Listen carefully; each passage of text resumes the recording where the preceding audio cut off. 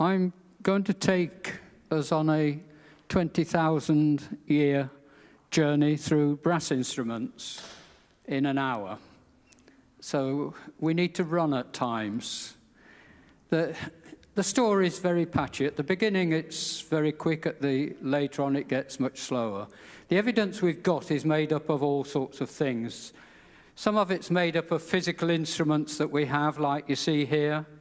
Some of it is made up of little statuettes and things like this, which inform us. Some of it is made up of, a lot of it is made up of iconography, pictures on tombs, pictures on walls, pictures on all sorts of places. But we've got to start at the beginning, and here we have the beginning of people arriving, not only just in Europe, but in the world. And around this sort of period here, around 120,000 people began to spread out of Africa and to move into this part of the world. The earliest information we have of any cultural value comes from these objects here that are generally referred to as Venus figurines. I don't like the term, feminists don't like the term, so I prefer to use the term female figurines. This is one of the problems we have in this subject. If we use the term Venus, it has all sorts of connotations and it attaches all sorts of ideas to these objects. Now, these are not huge objects. They are relatively small. They can fit in your hand. They're that sort of size. And they're certainly not things for a great deal of show. They're things for people to hold and people to walk round with. And one of the things we have to be aware of is the population of Europe at this time. The population was very, very small, incredibly small. And the number of these figurines we have is very large for the size of the population. So we're talking about, in this period here, 4,000 to 6,000. In this period, 30,000 for the whole of Europe, right into the Urals, the whole thing. So very, very small populations. A little after this, Willendorf, comes this figurine from Lausel. Significance of this figurine is it's holding something. Now, to start with, whoever made the figurine was making something important to them. So what it represented was important, and also what this lady was carrying was important. So we're starting to get some idea of the culture at this time. Some people, Maria Gimbutas calls this a goddess. Although I like her work, I don't agree with the term goddess. I prefer to think this as I'm going the wrong way, just a minute. I prefer to think this as a personification of nature. It's not a goddess. The term goddess is imposing, again, ideas on the whole thing. There are a lot of them around. They're all of these females in this sort of state. All naked, and there are a few males. This is what she's holding. It's a shell. It's a horn.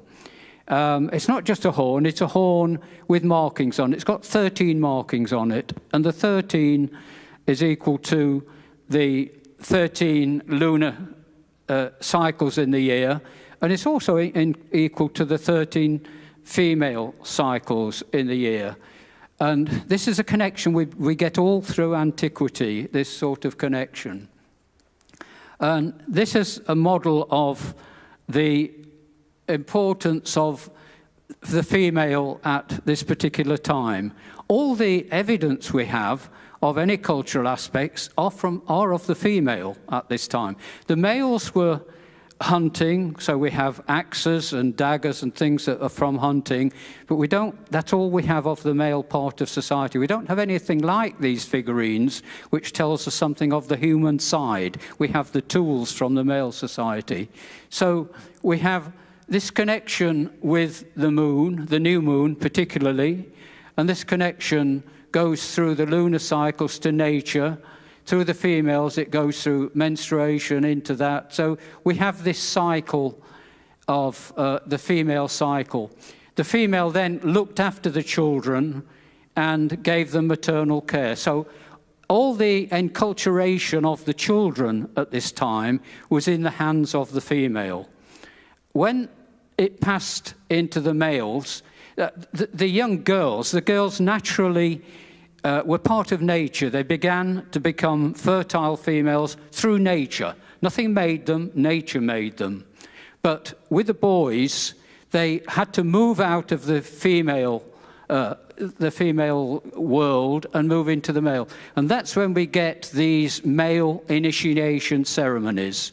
And these become very important because the male culture is being passed into the boys through the males, not through nature, whereas through the females it's passed through nature. And here we know in Greek and Roman times, the horn of plenty, the cornucopia, is a sign of nature, the sign of plenty, and it features clearly the horn.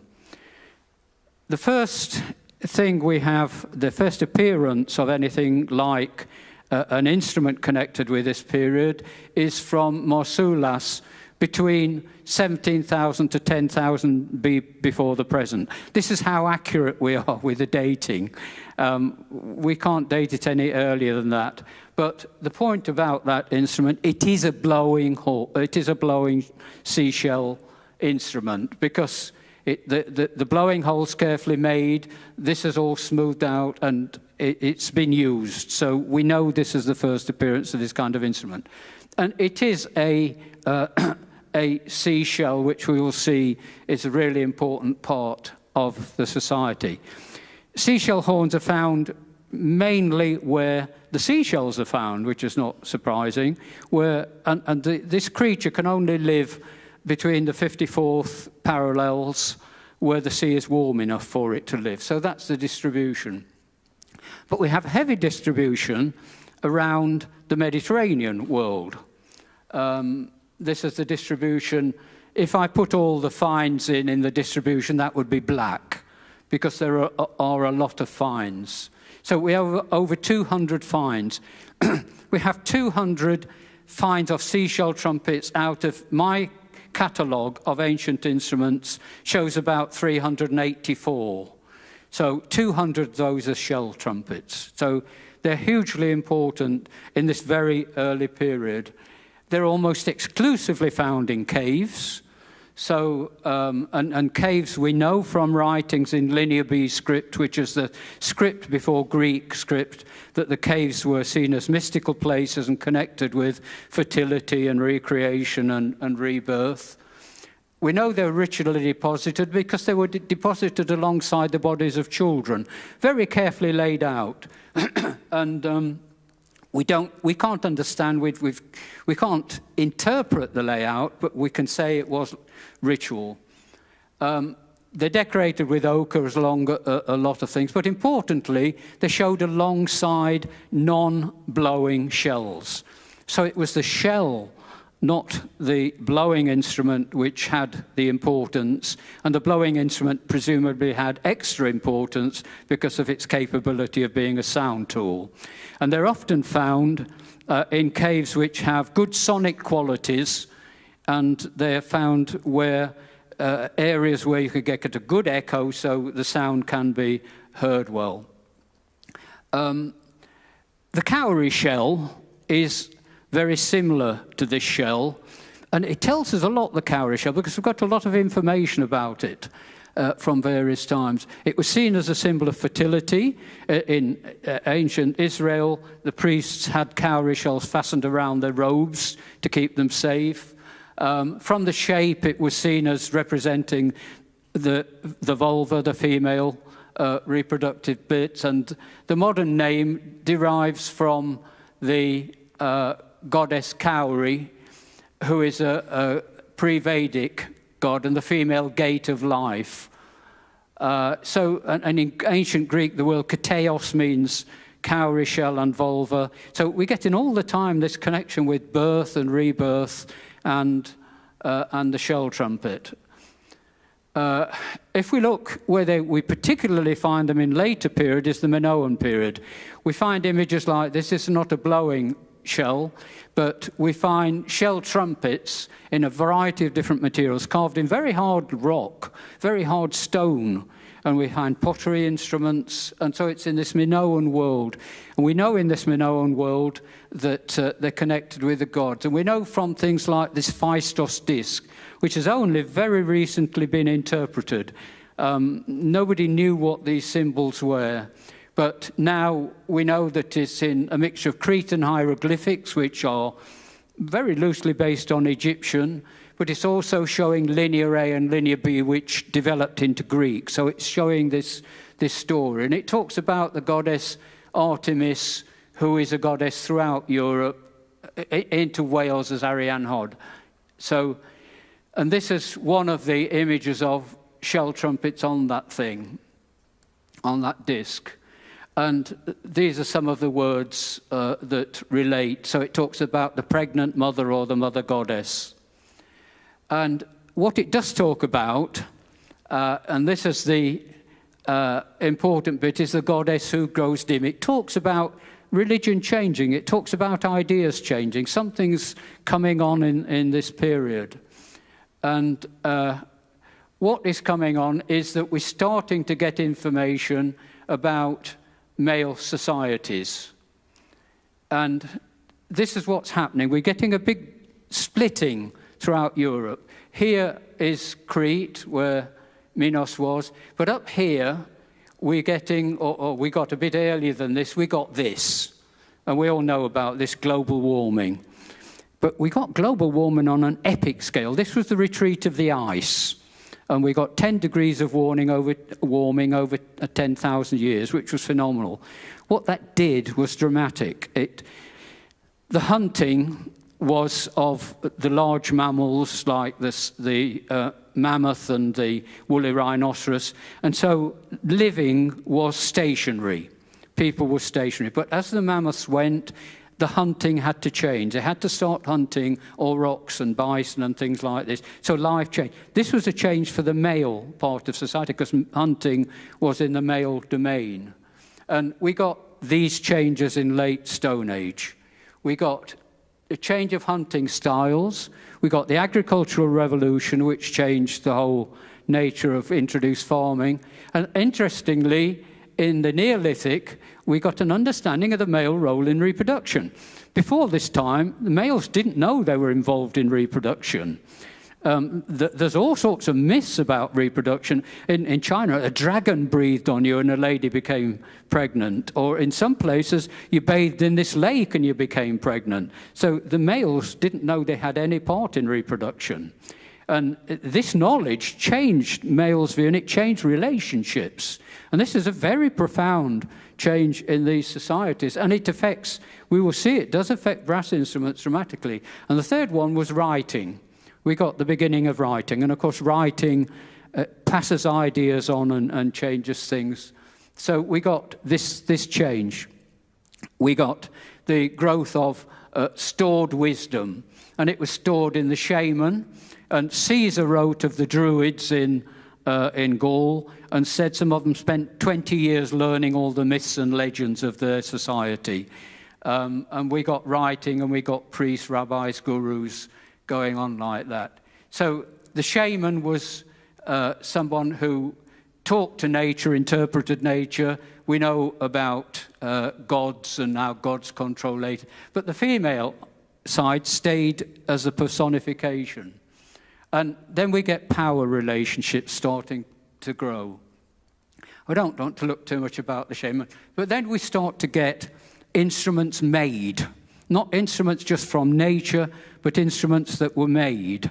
And this is human beings starting to control nature. This is one of the oldest of these horns we have, from about 3,500 BC, so it's about 5,000 years ago. And you can see it's the shape of a horn, but it's got this larger cup on it. So human beings are starting to control nature. And this is a big change. We can look at this cup and say, well, it improves the impedance discontinuity at the end. We can look at all sorts of things, but it's controlling nature. It's in some ways mimicking what we see on the shell trumpets. It's creating a chamber at the end of the instrument.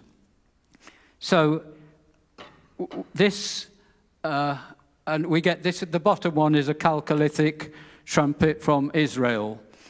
And now we start to get different instruments together. And this is where the male-female side, or the power nature side of brass instruments comes in. And we get all these different complementary dualities in instruments. The lures, everybody's seen these lures on lure pack butter and things. The important things about these are left and right. And left and right in the ancient world, and still in lots of parts of the world, means male and female. If you're going, and this is all the way from Egypt up to Skara Brae in northern Scotland. So these are they are left and right instruments. We can't say they were male and female, but we know that left and right did mean male and female. This is looking at some ethnographic examples. Ethnographic examples are very dangerous because we're looking at societies very far away and very different. But they can enable us to think of ideas that we wouldn't think of otherwise. This is an instrument from Peru, the wakrapuku. It's played by two men when a field of maize has been planted, and they walk round and they pray for the god of the rain to come and give them a good crop of maize. If you ask these men what their instruments are, they will tell you their instruments are male and female. They won't be able to tell you which one's male, which one's female, but they tell you that they're male and female. So the idea lives on. And we've got this problem here of explaining. How do we explain the fact that in the ancient world we've got ideas, and in the ethnographic world, thousands of miles away, we've got the same ideas? And how do we explain that? And it's difficult. I personally think you have, through this female cycle, you have many ideas being inculcated by the female in the female world, and some form of cognitive DNA being passed on. This is a thought process. This is passing through society. Who knows? We can't say. So we have this sort of situation. Then, if we go back a little bit, we have figurines like this one. And this is quite early. This is 25,000 BC, before present. And if we look at this, this portrayal with this large vulva is what one sees at childbirth. At childbirth, you will see the opening for the child to come out. So this could be a representation of childbirth. And we see it on ethnographic instruments. Here is an instrument from Western Africa of a female. It's clearly a female who's pregnant. In some societies like this one, there are three genders of female. There are prepubescent females, there are fertile females, and postmenopausal females. This one you look at is clearly a pregnant female, so she's a fertile. But when you look inside you can no longer blow this as a side-blown instrument because it is blocked very carefully by clay. So it's been changed from a fertile female into a postmenopausal. So this is animisation. This is changing something into something which is animated, which has some sort of animal-like qualities. So, and again, that is obviously an ethnographic example and all the dangers that go with it. Other examples we have of dualities are in the Irish horns, and the Irish horns are one side blown and one left blown, and we have 104 of these. So they're a pretty significant bunch of evidence. Again, we don't know what the nature of the complementarity is. They're complementary because they're both pretty much the same shape and they're both brass instruments. They're clearly complementary. But what is the complementarity? It could be female. This is the shape which females are represented, and it has a blowing hole which could be seen as genitalia of the female. In the same way, the other one that we see above it has this extension which could be a phallic extension. This could be another example of male and female in this world. We don't have any iconography from this period. We don't have any writing from this period. We have these horns. We don't have a single one that was dug on a dig. They're all found by people who are digging peat out to keep the fires going in Ireland. So we don't have any more information than the actual instruments. This is the grave at Chivik. This, again, with no dating on this, and it's now disappeared. But it's a cyst. It's probably quite an old one. But again, you can see we have two instruments which are pretty similar, but they're played in different ways. Now, whoever did that was putting something significant into the design. Again, we don't know what the significance is. We do know at this time the sun god was important. We have chariots of the sun god. So it might be that this one is going up to the sky to address that realm. We don't know. If we look at these, this is another complementary duality. And this one we don't know quite a lot more about. This is the shofar and the chatotra from ancient Israel. We don't have any examples of either of these that have survived from ancient times, but on this coin we do have that picture. It's on the coin from the Bar Kokhba, which was the second Jewish revolt against Roman rule. And, sorry, I've not got control of this thing.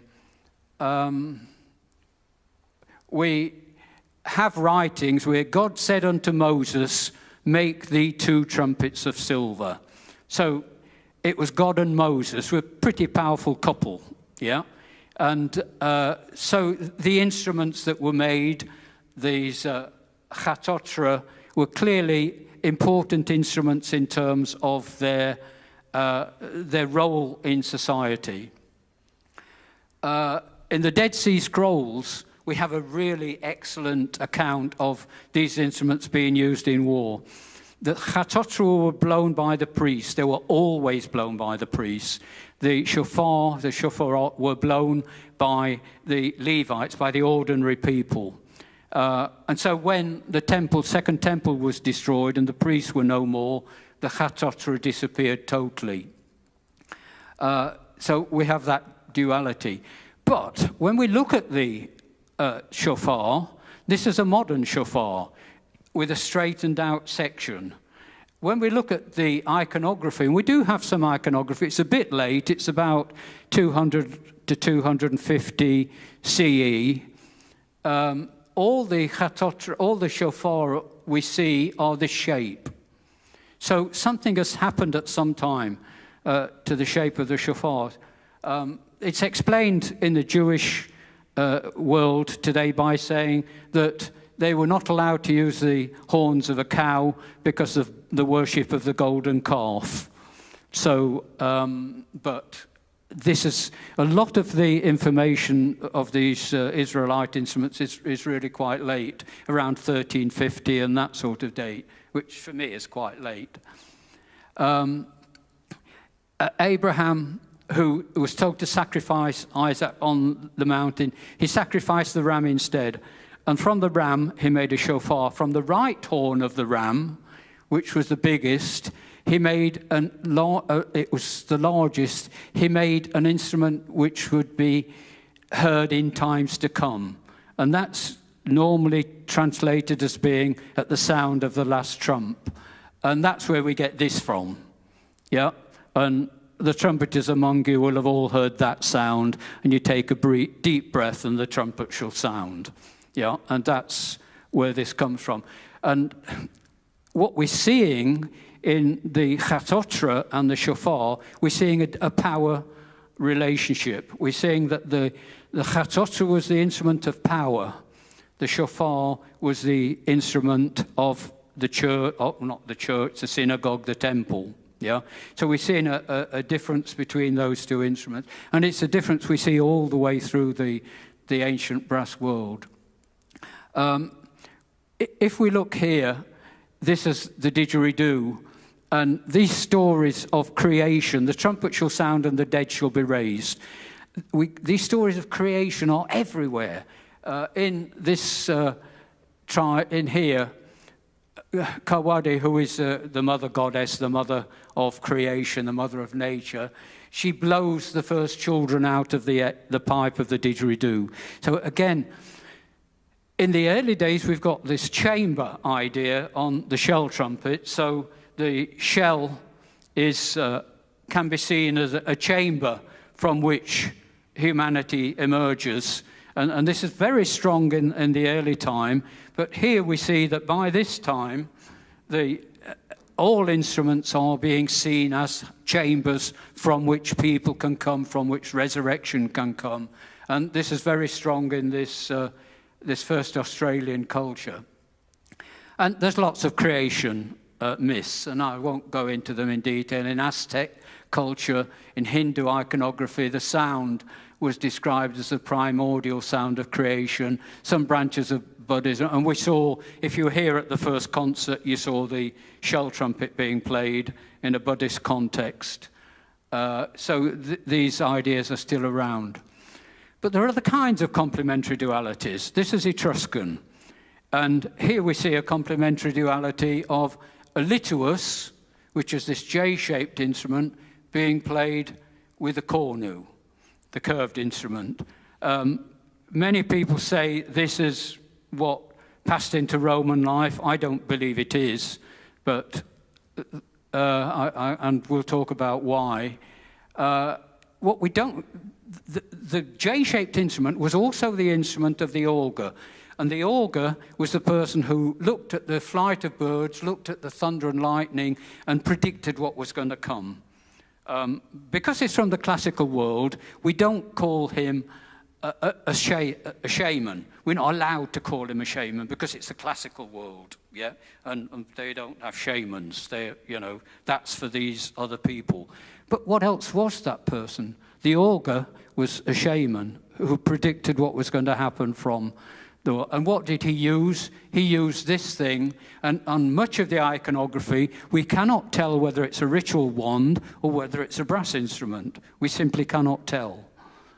So this is connecting that instrument, and this is full. All these pictures are so full of meaning when you start to understand them. Here we see the folding stool, and the folding stool is the stool that rich people had somebody carry about with them. We've got a Greek text that says, here's a folding stool and a boy to take you to market with it.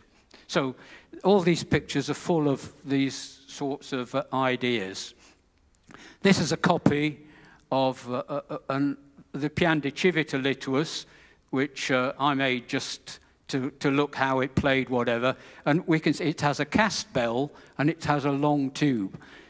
And the significance of this is this is at the borderline between ancient technologies of casting and more recent technology of making things from tube. And it also starts to illuminate an idea, which is seen later on, that long tubes, and especially tubes which have this helical winding, are a conduit. And they're a conduit from our world to other worlds. In the case of the Etruscans, the Etruscans were really heavily into the dead. They liked the dead. They spent a lot of time in tombs. They took the dead bodies out and when it was sunny so that the dead bodies could get a bit of sun. And they were heavily into that sort of thing. And this is generally played like that. It's played down to the earth. But it has this helical decoration on there. By the end, I shall learn to control this thing. That's a promise. But we see this as a junction on one of these instruments, the instruments in Berlin. And we see this decoration here, which is an arcuate decoration, was a decoration of the new moon. And we see this on quite a few of these instruments. And again, this is harking back to this idea, is this hybrid instrument a mixture of male and female? Do we have this instrument which is spanning both these different cultures? And of course, that same idea goes for this guy, the Lituus, the Karnyx, and this guy here. And it clearly is of the same breed. It's an instrument that has a bell on it. It has a long tube on it. Many of these instruments have windings wrapped around them, and we see it on iconography, we see it on coins. So we've got the same sort of ideas. And here, much of our evidence comes from coins. These are native coins. This Tascivanus, who was came from Verulam in modern St. Albans. This is a Roman coin showing 2 cornices. And much of our evidence comes from here. The question of how these instruments were used, we do not know. We have no idea whether the Karnyx was used as a ritual instrument or whether it was used in warfare. It's generally said it's a war trumpet, but I tire of reading about war trumpets because it's too simplistic. And we've seen already that these instruments were used in all aspects of life. And we particularly see this in the Greek world when we're looking at the Karnyx, the salpinx, which is this thing, which of course has on it a chamber. Yes, it has at the end. This is, the Greeks termed this a codon, which means bell. So they were the first people to use the term bell on an instrument. And of course a bell is apotropaic, i.e. it wards off evil spirits. So we have an instrument here with that thing on it. When we read about the Greek use of the salpinx, it is used in every walk of Greek life. It is everywhere. Of course it's used in war. Yeah, it's used, and a lot of the accounts tell of its use in war. But if you were taken to court in Greece and you were found guilty of a capital offence, and that means they were going to chop you up and get rid of you, then if you hadn't been called to court by the salpinx, you could get off. And we have accounts of people saying, nobody sent the salpinx to my house, and they get off. So the salpinx was there in all aspects of life. In the Olympics Games, the salpinx started off every race in the games. It called the competitors in. It blew to start the race. If it was a long race, it blew on the last lap of the race. It blew to bring the victor in to get their reward. So the salpinx was there all the time in the Olympic Games. In 396 BC, the Olympic Games, which was held in Hellas, the other city-states argued that we want to provide the herald. We want to provide somebody who plays the salpinx. So in 396, they instigated a competition. So for 400 years, the first competition in the Olympic Games was the trumpet blowing, the salpinx competition. So we trumpeters were the most important people in there. It didn't start without us, yeah? If you read some authors, they will tell you exactly what the competition was about. They will tell you it was the loudest, it was the longest, it was this. We don't know. We don't have a single account of the nature of the competition. But we do know that the competition was there. We do know that the first person who won the competition was a local, which really annoyed everybody else because a local won the first one. But we know about Herodorus of Megara. We know that he won it either 8 or 10 times, depending who you read. We know that when he picked the salpinx up to play, everybody left because he was so loud. So we do know, and we know that at the siege of Argos, his king Demetrios Poliorcetes said, we can't capture Argos, we must give up. He picked up 2 salpinxes, played it, marched up, they followed him, and they captured Argos. So, he's got a statue, he had a statue raised to him, he was given the freedom of the city. So once upon a time, we didn't have to creep in the back door with a musician's pass. Yeah, once upon a time we got treated properly, but there we go. So the Gundestrup Cauldron is one of the few pictures we have of how the Karnyx was used. There's lots of arguments about this. There's lots of arguments about, but we don't know about the blowing thing. And if we look on this instrument here, it has a straight tube. There is no bend on the bottom to blow it. And there's been a lot of discussion, a lot of argument about that. I went to look at a thing in the Südtirol, and a fellow, a really nice guy who with a metal detector had found parts of a Karnyx. He kept bringing me bits. He says, do you think this is a bit of a Karnyx? And my eyes were getting wider and wider and wider. And he brought a bit that was shaped like that, an L-shaped bit. And he said, the archaeologists tell me this is a bit of modern plumbing. And it was cast. It had a narrow bit on the end. It had a bit joint. It was this bent bit on the bottom of the Karnyx. It was the blowing bit. So we do know that they did have this bent bit. So we know that the instrument was held vertically, so we know a lot more about it. So how do we interpret that? Well, this is my idea of how we interpret that. That, remember, we talked about shamans. This was a shamanistic society. This was a society where somebody interpreted, somebody communicated with the upper world. Here, the scene is divided into two bits. And you'll see, well, I'll put the original back in a minute. And this is a lotus frond in my mind. The lotus grows on the surface of water. And the surface of water is the division between our world and the world of our ancestors. So we're looking at here a division. Not a division, I don't think, into the human sphere and the sphere of the ancestors, but I think this is the celestial sphere. We have a ceremony with an officiant. He's bigger, but important people were drawn bigger in the ancient world. This was the way you did things.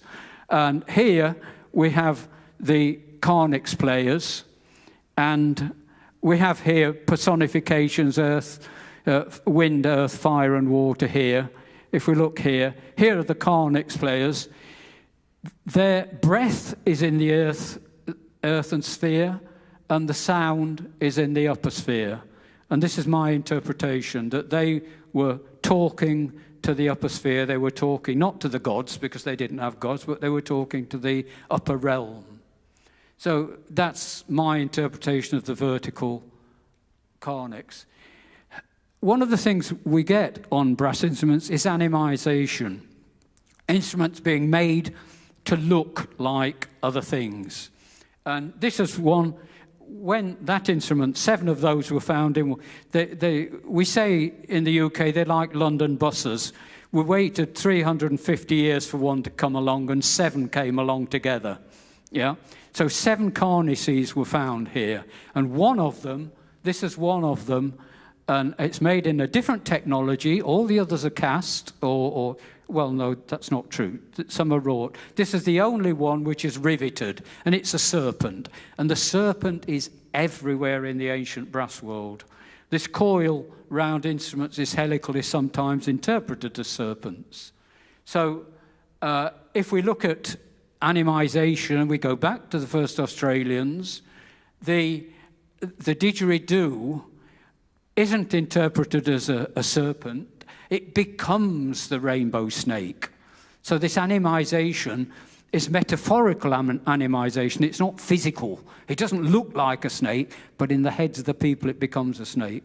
And why is this? Because of the, if you like, the cognitive DNA, the building up, the myths, the legends. They learn to understand it in that way. So this animisation is everywhere in the ancient brass world. If we look at instruments like this again, you know, I accept the dangers of ethnographic work. This is a Maori instrument, the putorino, and the putorino is an instrument that is both male and female. It's the shape of it is the shape of the chrysalis of the moth, and it's, if you blow it in the middle, it's a flute. If you blow it on the end, it's a trumpet. And the players will tell you, blow it on the end, it's male. Blow it in the middle, it's a flute. we see this linkage between the flute and the trumpet all over the ancient world as well. And we see it because, in my mind, because both these instruments are nothing more than a bit of tube. And you don't have to add a reed, you don't have to add anything else, you add a person. Yeah? And so this is a different form of animisation. What they're doing, they're mimicking the female case moth sits on a branch and sings, and that attracts the male. And that's what this is mimicking, not the animal, but the action of the creature. This is another Maori instrument, and you recognise the shell trumpet on the end. And again, this is a hybrid instrument, and the conch shell is seen as the gift of that god of the sea. This is seen as their forest god, and again, you could interpret this as female and this as male. And so again, you're getting, especially in Maori instruments, you get this sort of relationship. We get complementary dualities everywhere. This is from Apulia, at the very bottom heel of Italy, and this shape, this mixture of straight instruments and horn-shaped instruments we see everywhere. I can't explain this. This is on a vase, but this is a good example of this kind of complementary duality. If we look at Celto-Iberian is very interesting because it's one of the few places where females had equal rights with males. The other place was Etruria, the Etruscans. And this was very dangerous in the Romans hated this. You got females, how can you have a female having rights? So the Romans had to wipe these out, and they did, brutally wipe them out. But Strabo, who was writing about this, said that the males and females danced promiscuously to the sound of the aulos and the trumpet. So this is one of the places where we get the woodwind, the aulos, which is a woodwind instrument with the brass instrument together, and we get them played together. This is and the instruments are very different from anywhere else in the ancient iconography. All the brass instruments are played by males. We don't have a lot. There's 10 images, and they're all played by males. There's 15 images of the aulos. 10 of them are played by females, and 5 by males. So we have here the male-female divide based on fundamentally on the instrument. And in the ancient world, I've got the list of around 200-odd players of the instrument, of the brass instruments, and only one of them is female. So brass instruments are overwhelmingly male in the ancient world. This is from Catrinella, a little bit further north and in the middle. And this is where you've got a cornu, a U-shaped cornu being played with a tuba. And this is at a funeral ceremony, and in the rest of the funeral there are aulois being played.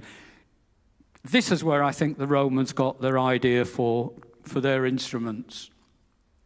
And here we see complementary duality with a cornu and a tuba being played.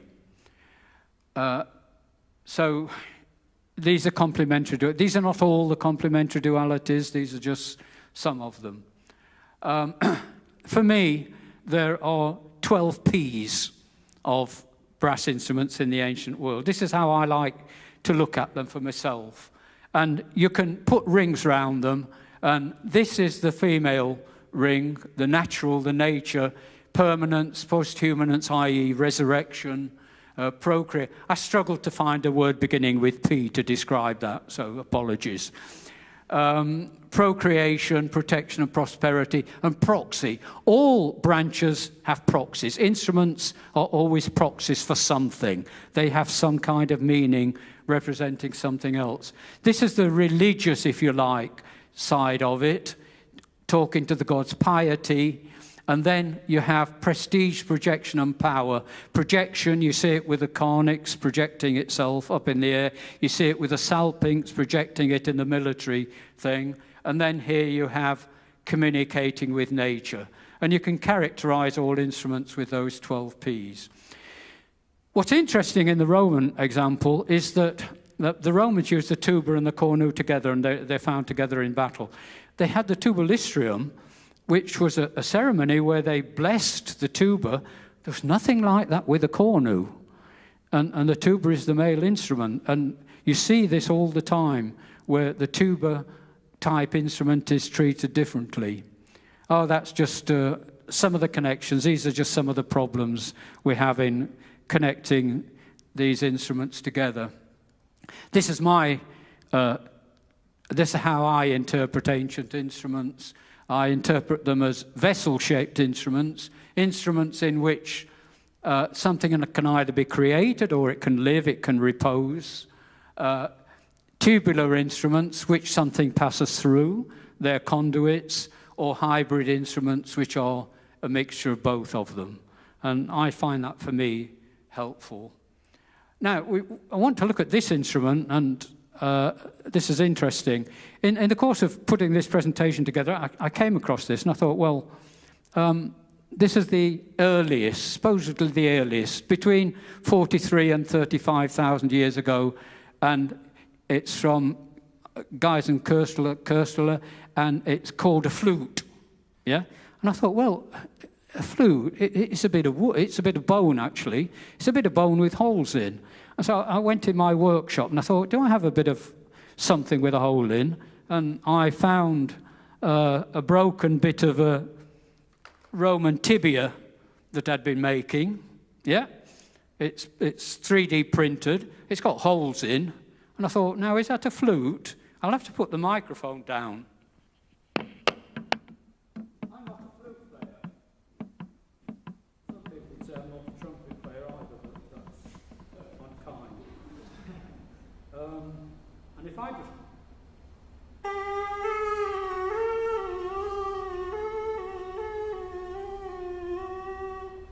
So it's a flute.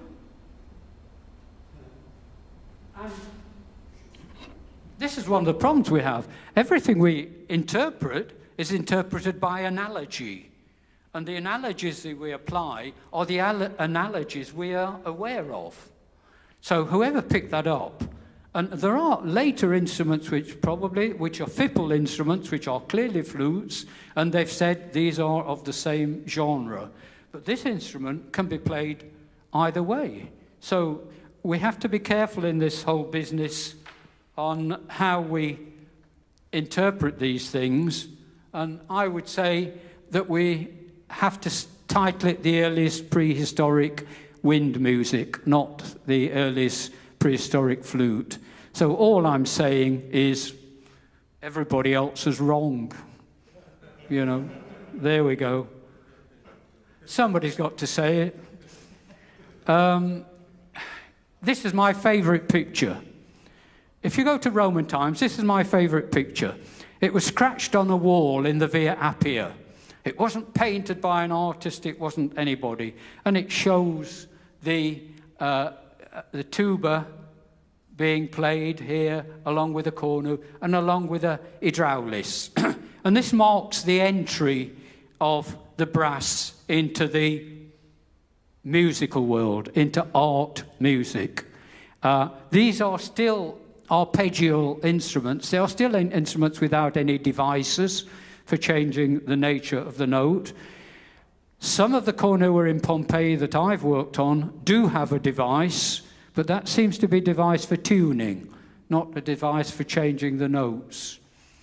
And then I found this one, and I'd looked at this a lot of times, and I thought, well, why do you stick something like that on a tuba? So I started to experiment with it, and I blew up this bit on his finger. This is from a mosaic. And if you look at his finger there, you can see his fingers lifting up. So I made one of these, and I put a finger hole on. Oh, and it worked beautifully. And I thought, well, okay, one finger hole. Why not another one down here with this mechanism operating a finger hole? So I made this, and so that you squeeze that and it lifts that up. Well, it didn't work. So I carried on with my colleague, who I now work with, and we tried using gravity to open and close this, but this caught on the side. This didn't work. We're using no technologies that the Romans didn't have. I've made a lot of tibia and alloy, and they have very elaborate mechanisms on them. There are no mechanisms on here that are not seen elsewhere in the Roman world. And this was the final thing, and this works beautifully. So we have an instrument with 3 harmonic series from the Roman world. And that's what it gives us. I cheated a little bit, because instead of making a hole, I made a slot, so that when you pull it, it opens the slot progressively. So you've got a couple of glissandi here. That's cheating, but it works well. Yeah. So we've got these instruments. This is right at the end of the Roman world. So we've got these instruments entering the art world, art music, right at the end of the Roman world. And it's not surprising. They played with the hydraulis, which has a keyboard. And, it's a melodic instrument. And then I found this one. It's funny, I'd only seen one of these before, but when I made one, I started to see them everywhere. And this is a question of your eyes getting attuned to looking for something. And this one is quite interesting. This is very different. The mechanism looks very different. And I, first of all, started making it like this, so that this looks like a slider. And we see these sliders on Greek alloy. You see sliders like this. So it's not a new idea. It's around in Greek times. And with this one, I could get open 2 holes, which I thought was quite clever, but it didn't work that well. It was very difficult to get it to seal. So I then had I made one with a continuous slot. And I did say Martin and I made one. I work with Martin Sims, a friend of mine now. And this worked quite well. And this gives you a range of notes, because you've got a slot there and the hole moves along that slot. So you've got a whole load of different things. And then I got to thinking about this, and I thought, well, what about this? And I find this very exciting. I call this my tuba bone. And why doesn't that slider actually move the bell? And this isn't finished yet. This isn't fully working yet. I've got all the bits, and that's the next thing for me to do. But this is an idea where, at this time, it's clear they were experimenting at this time with the brass instruments. They were experimenting in giving them a wider range and enabling them to play harmonically, enabling them to play diatonically, or even, this would play chromatically, this instrument. And that's what I reckon this instrument will play with a slide. I reckon where his hand is on the bell, I can get about 1.5 tones. So it's chromatic over much of the range, and it gives you quite a nice instrument. This is the scene that I took it from.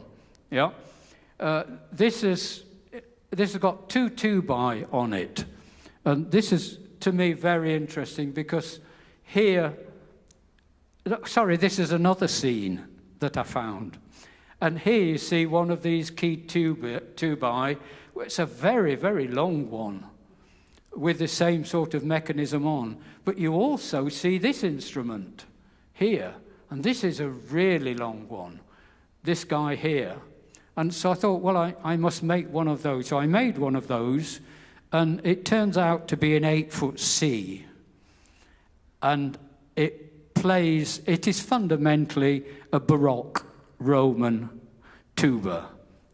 I've got one here. I need a player. Where's my player? I had a player to play it. Do I have a player? Yes, there's my player. And it's on the same scene as this instrument. So we've got specialization here. Here we have 2 different tubae shown on one piece of iconography. And where these are being used, this is being used in an actual race. There's a boxing match going on, pugilists going on, and here are where all the prizes are, and this guy's hanging around the money. so he must be a proper trumpet player, yeah? But they're both occupying different roles. So we've got specialization going on here. Now, we can hear what this sounds like. You okay with it? Yeah, yeah. And bear in mind, we cannot say this is what the Romans heard, but we can hear what you can do on that.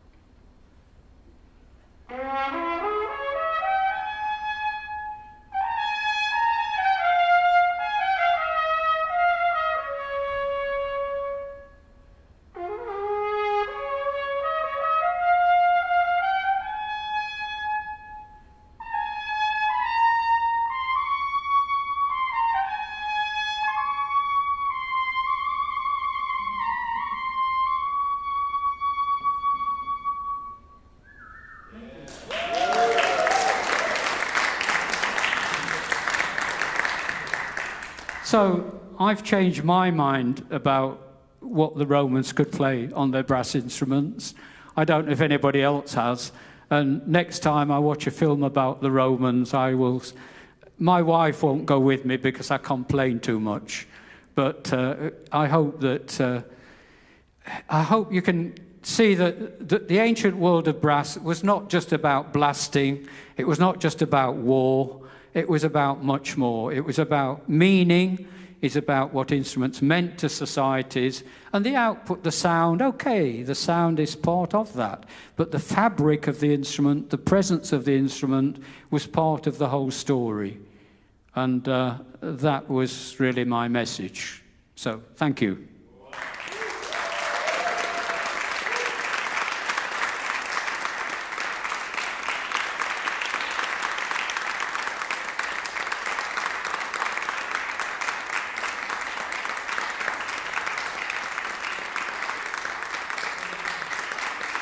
Do we have time for any questions, if anybody has any? Dare anybody ask a question? Come on, Marco, come on, you must be able to ask. I have to say, all the time, there have been so many suppositions, there's been so many ifs, so many buts, and the story is filled with them. We cannot help it. But sorry, I can't hear. Can you come and tell me? I've played the trumpet all my life, and I have to wear a hearing aid. So please, when you're playing, wear ear protectors. So there is a early... I went very fast through so many thousands of years, so I recollect the clear relationship with the shaman and the function of the instrument, the position of the person in society. How much is that still present in the Roman time for those instruments? Were it just drunk trumpet players, or did they have a special function in the society? Trumpet players in the Roman world were treated very differently at different times. At one time, we do have information, they were the fifth rank. They were people who owned less than £1,000 of copper. That's how people were valued. And at some times, we do know in Greek times that the salpinctes, the salpinx players, were in the games were treated like royalty. They had statues to them, and they were very highly treated. We know something on Egyptian times about the trumpeters. We know more about the trumpeters in the Egyptian world than about any other trumpeters in the ancient world. We know because a guy called Pepetchau got caught with something he shouldn't have from a tomb. He caught him with some gold that was robbed from a tomb. He'd played at that opening of that tomb. He knew where it was. And he'd stolen that gold from the tomb. So he was held up in court. He was taken to court In court, he said, oh, it wasn't just me, it was the other trumpeter as well. So he named the other trumpeter, and he was dragged up in court. The other trumpeter said, well, he's only told me because he's having an affair with my wife. and so we know, and then we start to find out about his relatives in the court and all the people in the temple. So we know a lot about the position of the trumpeter from this guy who got caught. Yeah, and it didn't end up nicely for him, I'd imagine. We don't know what happened to him. But we have the whole trial on a papyrus in the British Museum. And it's a wonderful, wonderful story. It tells us so much about the position of the trumpeter, of the player in that call. But other than that, they didn't matter. They didn't matter enough to talk about them. You know, in the army, the man standing next to the standard was always the cornu player, the cornichen. And that was a vital part in the whole process. But, you know, we don't know the status of the people or not. So it's very difficult. In terms of what we don't know in the early days is whether the people playing the trumpet... One of the things I put up on that slide was performance. These days, when you do a performance, you're doing it to an audience and you're wanting to do a good job or whatever. We don't know how much of somebody playing in a temple, how much of that was a performance or how much of that was ritual. We don't know what they felt about what they were playing. Yeah, and unfortunately, we don't have any of that. We just have stuff about their instruments. We can keep digging, and there's a lot of stuff still to dig. Well, not physically dig, but you know what I mean. Keep working on it.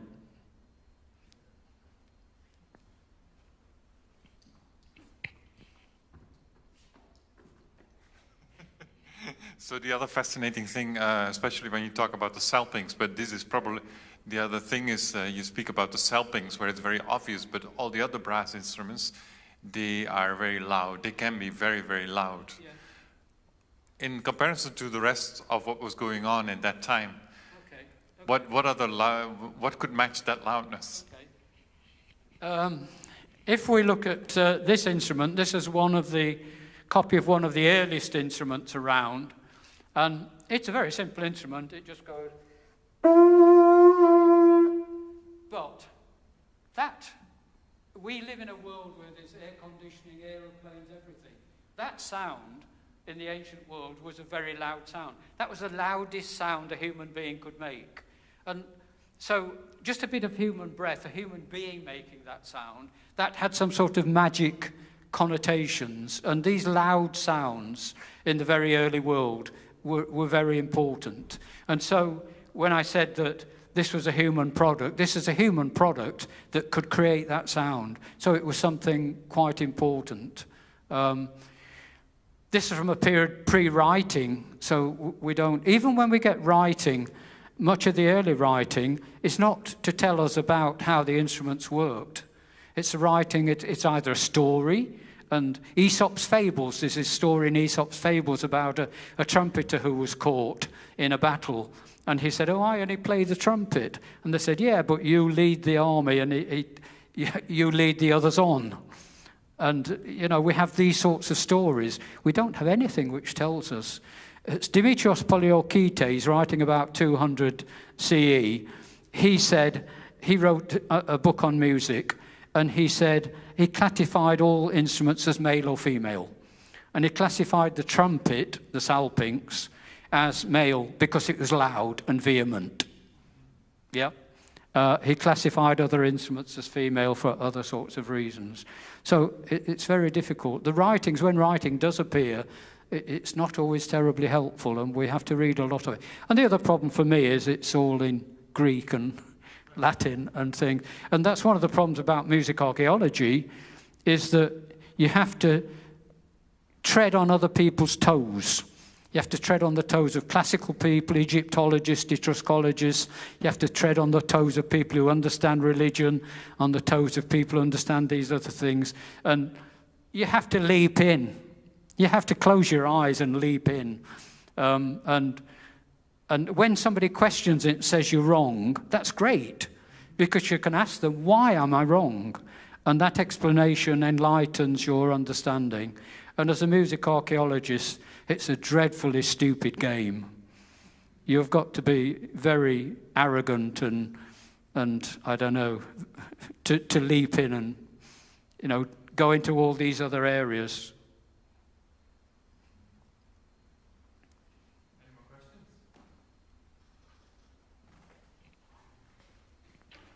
I have so many questions. So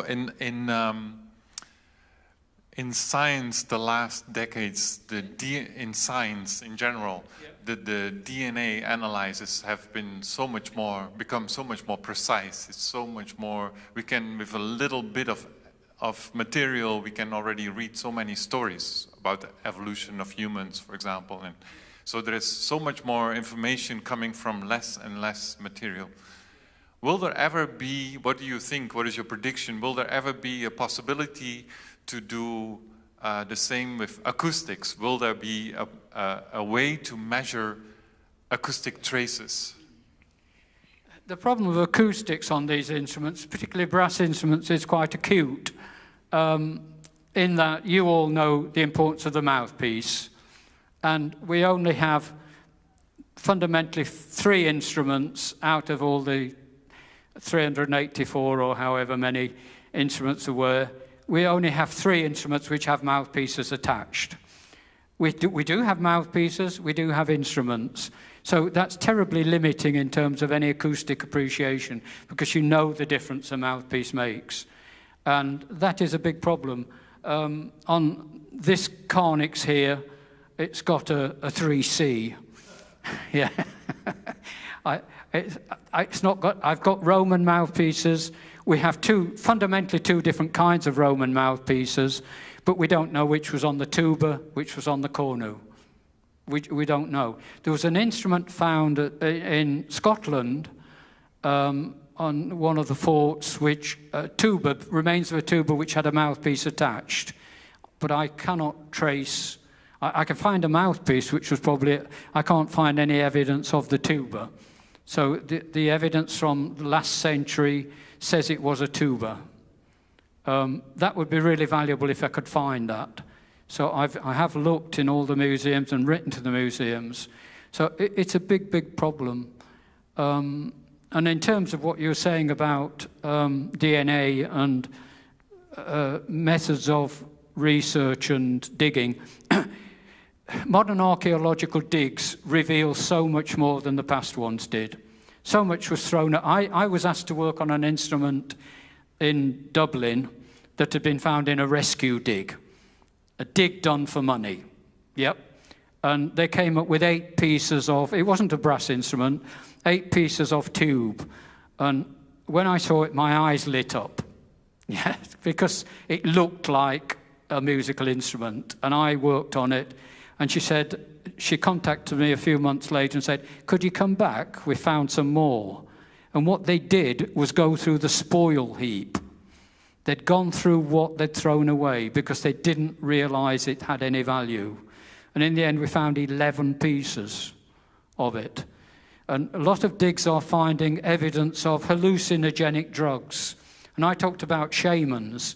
Shamans entered the world, these upper worlds, by out-of-body experiences. And the range of drugs they're finding now in archaeological digs is huge. It makes the hippies look like kids, yeah? And it was so important because it was their way of entering these other worlds. And so the idea of the shamans is really important. And the problem with the Karnyx is we have these wonderful range of instruments. We have hundreds of coins with different shapes, but we don't have anything that attaches them to people. You know, I love reading about asterisk, yeah, because I feel I can understand. I know it's all made up, but it's so great to see a Karnyx player. He gets into a lot of trouble, but it's great to read about a proper Karnyx player somewhere. And it is a big problem. You know, you try and tell a story, but how much of it is a story, how much is based, as much as I can is based on fact. But a lot is, well, I don't know whether it's entertainment or information or what, yeah.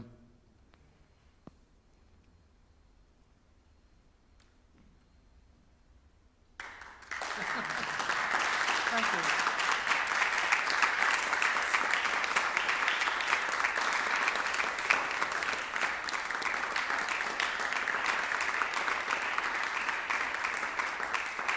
I won't go away, will I? The instruments will be in SO8 for the next couple of days, so anybody's welcome to come along, see them, and quite a lot more instruments, and play them and whatever.